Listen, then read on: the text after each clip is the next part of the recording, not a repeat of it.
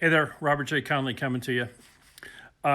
Today's topic is directed at intuitives, but it's applicable to all four personality temperaments. But specifically, it's give that which you seek to others. So first of all, only depending on estimates, somewhere between 15 to 20% of the population prefers intuition over sensing. So again, intuition is that dynamic by which we interpret the world, experience the world by continually making connections. So people that we term sensors are more focused on experiencing the world through the five senses. And it's not that sensors don't have intuition, but it's not a preference. It's so sensors would state they're more reality based.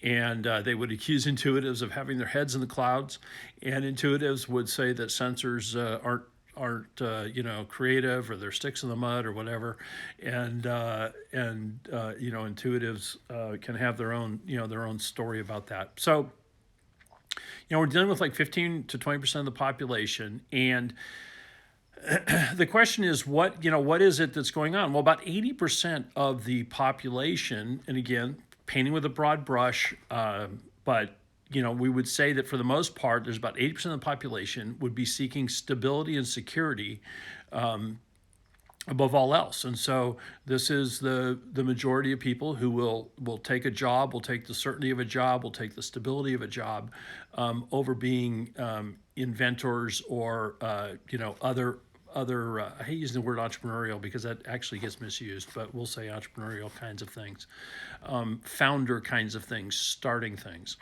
And so it's that 15 to 20% of the population that then, if they're not seeking security and stability above all else, what is it they are seeking?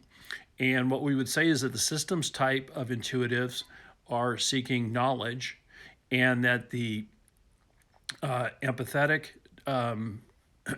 type of intuitives are seeking identity.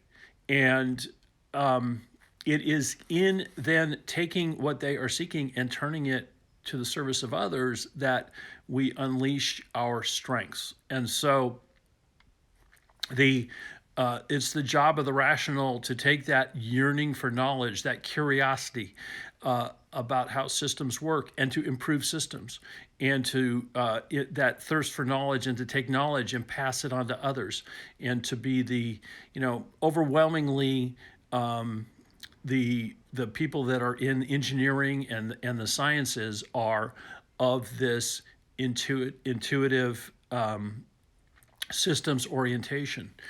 And then the other side is that for the idealist, which I called a second ago, no, I'm drawing a blank. Anyway, the non-systems, which I'll call idealists, they are seeking identity, and it is the job of the idealist, the gift of the idealist, is to give identity to others, to be a champion, to be a harmonizer, to enhance the human condition. And so when we take that which we are seeking and we turn it to the service of others, we now become powerful contributors to our organization, to our families, to our communities, and to humanity. Now, I just want to give one cautionary note. And so, what's the flip side, or what's the ugly side, or the downside of each of these preferences? Well, the systems type intuitive is always in danger of seeking deference and conveying a feeling or an air of superiority. And if you study, especially if you study universities, and if you in the science departments, and if you study organizations, technology organizations, there's no shortage of arrogance. Now, there's arrogance in plenty of places, but the seeking of deference across all avenues can get in the way of human productivity and harmony. And so the downside of the systems, or the danger of a systems-oriented intuitive, is to slip into a seeking of deference and to a condescending and diminishing of others.